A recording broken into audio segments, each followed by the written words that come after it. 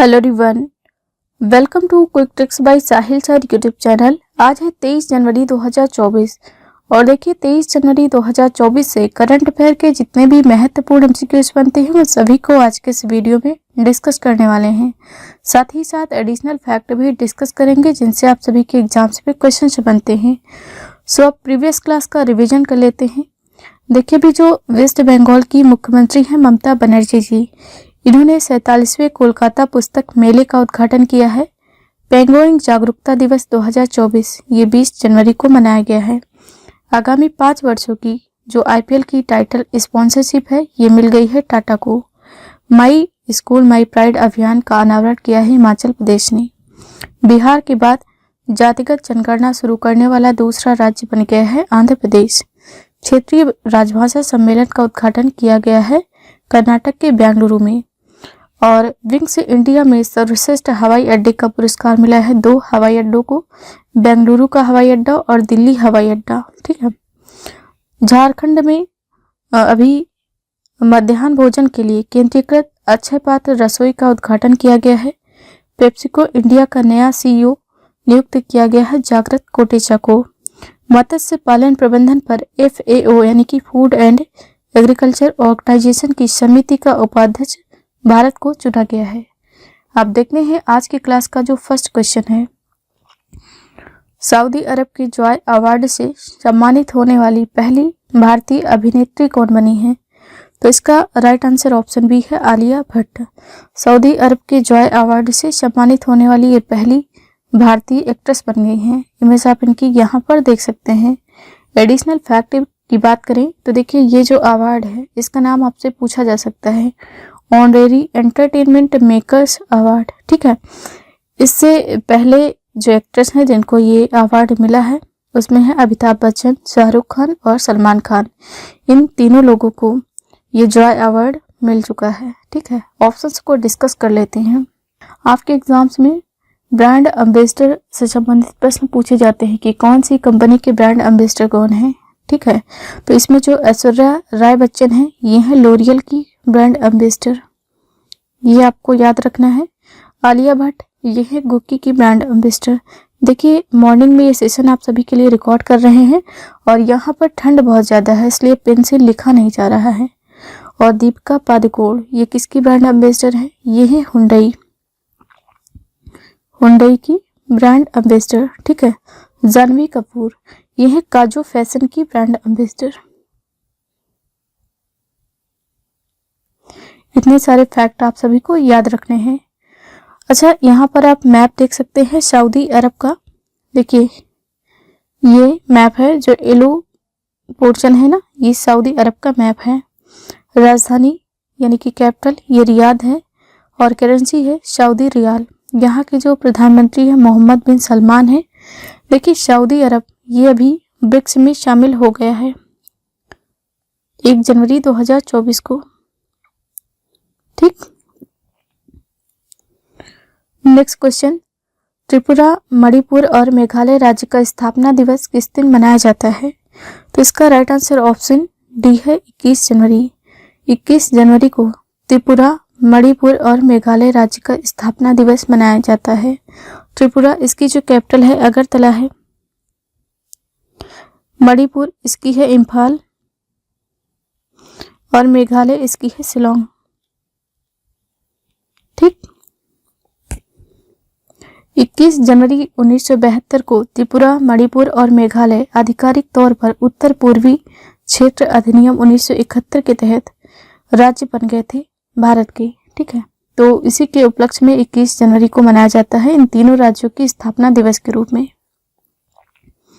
अच्छा जनवरी मंथ में 1 जनवरी से अब तक जितने भी महत्वपूर्ण दिवस मनाए गए हैं उनको भी डिस्कस कर लेते हैं। 1 जनवरी को DRDO का 66वां स्थापना दिवस, इसी के साथ ग्लोबल फैमिली डे यानी कि वैश्विक परिवार दिवस के रूप में मनाया गया है। 3 जनवरी को मनाया गया है international mind body wellness day के रूप में। 4 जनवरी को मनाया गया है विश्व ब्रेल दिवस के रूप में और इसकी थीम आपसे एग्जाम में पूछी जा सकती है। थीम है empowering through inclusion and diversity. 5 जनवरी को राष्ट्रीय पक्षी दिवस के रूप में मनाया गया है। थीम है राइट टू फाइट। 6 जनवरी को मनाया गया है विश्व अनाथ युद्ध दिवस के रूप में।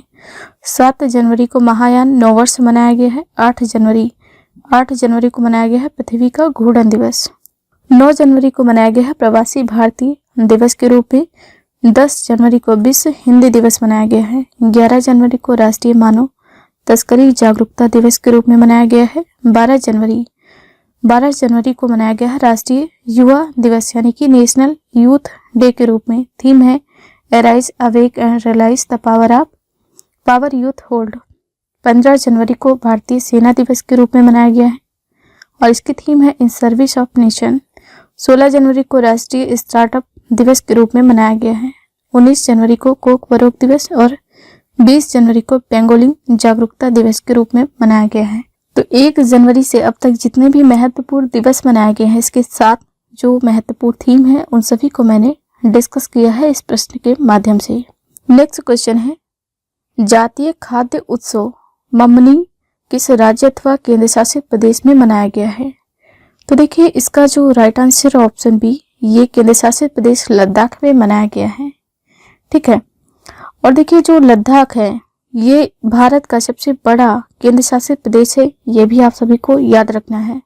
वर्तमान में भारत में 8 केंद्र शासित प्रदेश हैं, इसी के साथ 28 राज्य हैं।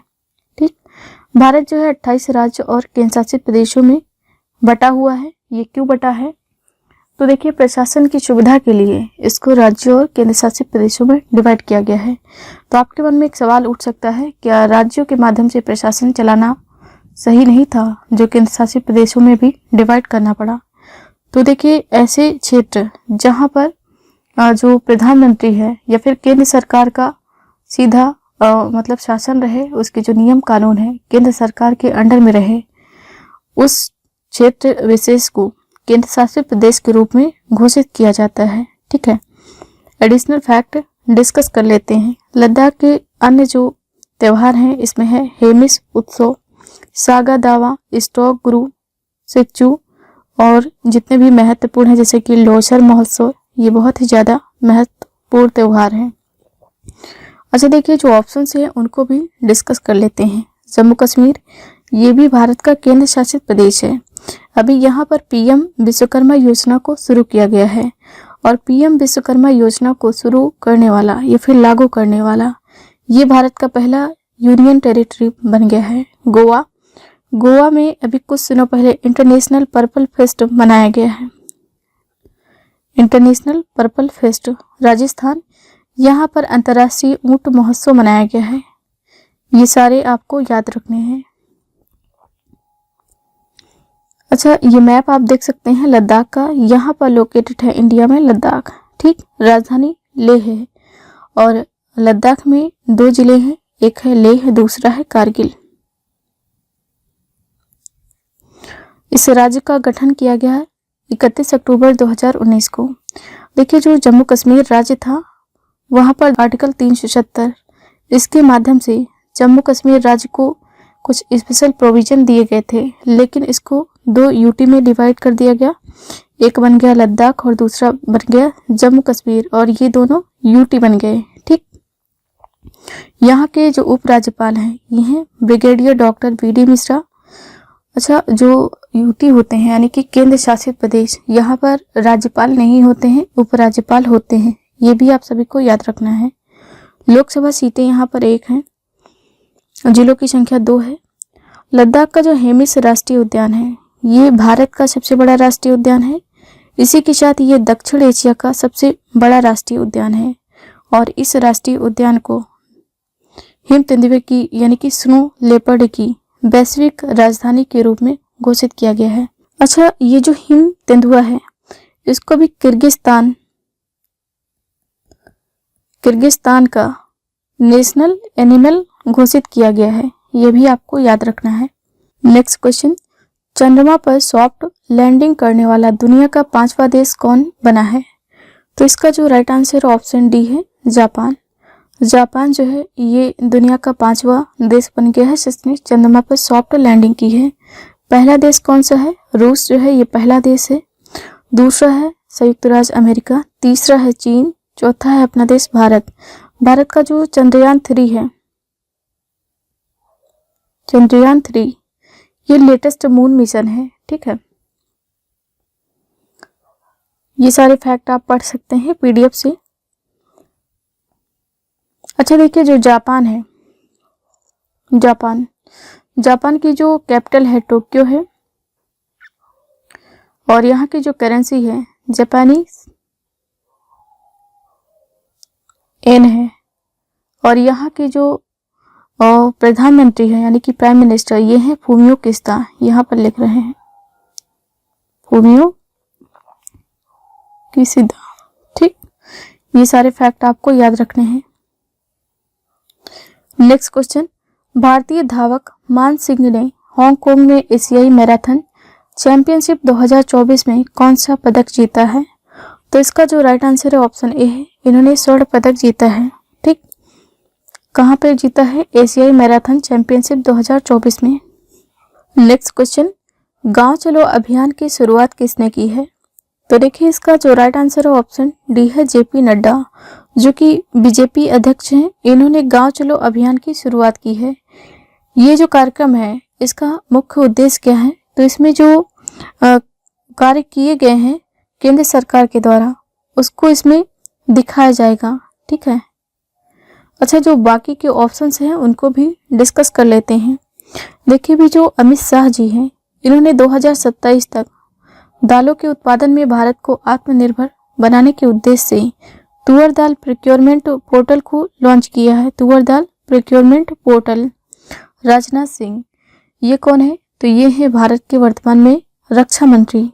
इनके द्वारा भारत के पहले ऑल गर्ल्स सैनिक स्कूल का उद्घाटन किया गया है। कहाँ पर? उत्तर प्रदेश के वृंदावन में।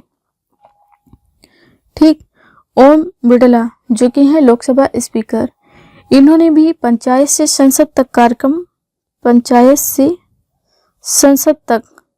कार्यक्रम की शुरुआत की है। संसद तक कार्यक्रम की शुरुआत की है। ये चारों आपको याद रखने हैं फैक्ट। ठीक है, नेक्स्ट क्वेश्चन, हरियाणा के मुख्यमंत्री मनोहर लाल खट्टर ने निम्न में से किस स्थान पर साइंस सिटी विकसित करने की घोषणा की है? ऑप्शन सी जो है इस प्रश्न का सही जवाब है। हरियाणा के फरीदाबाद में साइंस सिटी विकसित की जाएगी। इसकी डिक्लेरेशन किसने दी है? तो जो हरियाणा के मुख्यमंत्री हैं मनोहर लाल खट्टर जी, इन्होंने ये कहा है। गुरुग्राम, यहाँ पर देखिए जो गुरुग्राम है यहाँ पर स्टार्टअप 20 शिखर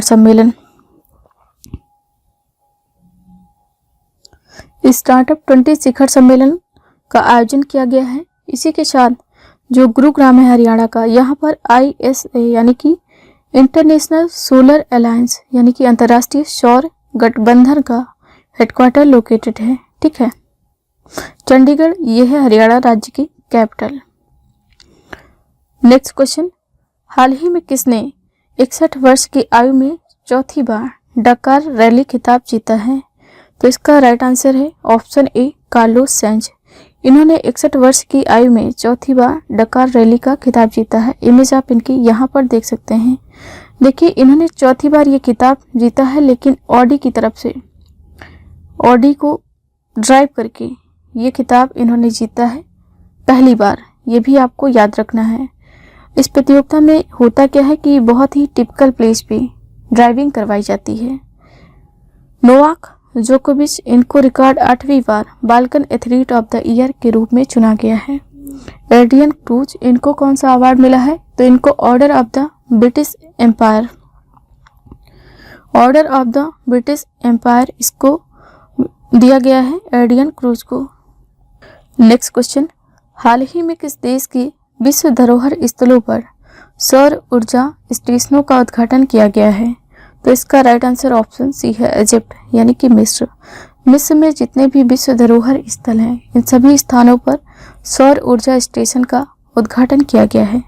अच्छा, रूस जो है ऑप्शन ए। जो ब्रिक्स अभी कुछ दिनों पहले ही मैंने डिटेल में पढ़ाया है। ब्रिक्स में जो 2024 की अध्यक्षता कर रहा है ये रशिया कर रहा है।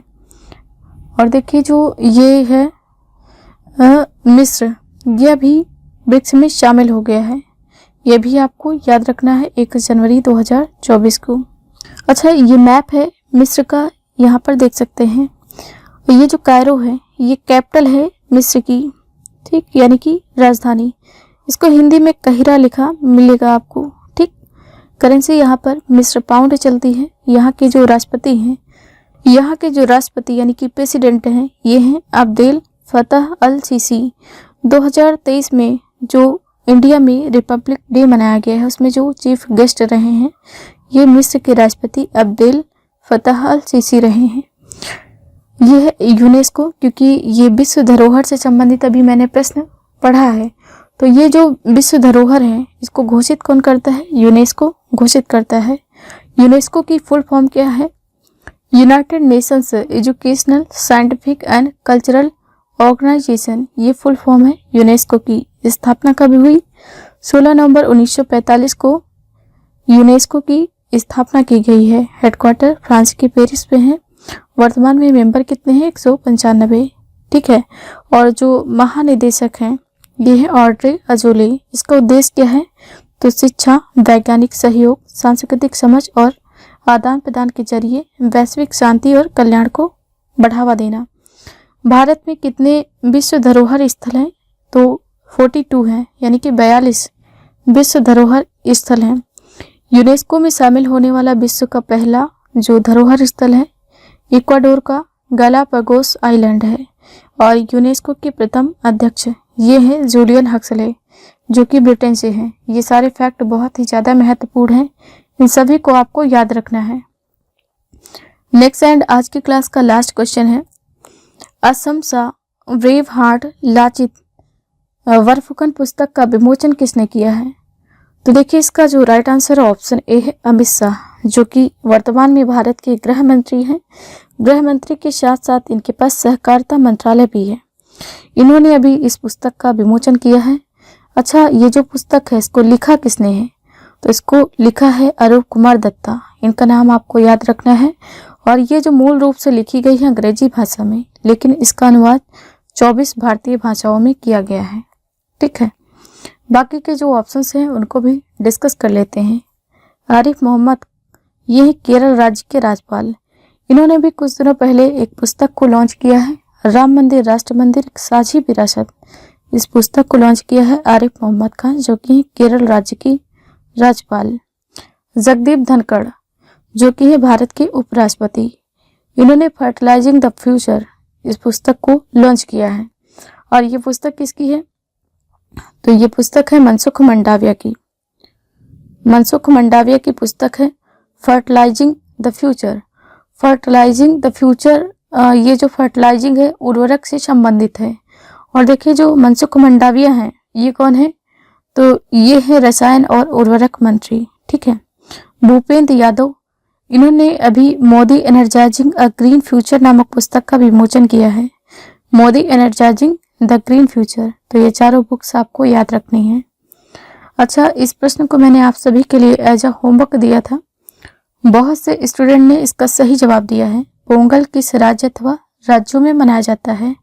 तो इसका राइट आंसर ऑप्शन बी है तमिलनाडु। तमिलनाडु में मनाया जाता है पोंगल, जो कि मकर संक्रांति होती है उसको तमिलनाडु में पोंगल के रूप में मनाया जाता है, ठीक है।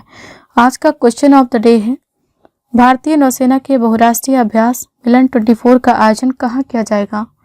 इस प्रश्न का आंसर लिखना है आप सभी को कमेंट सेक्शन में। सो ये रही मेरी आज की क्लास। आई होप वीडियो आप सभी को पसंद आया होगा।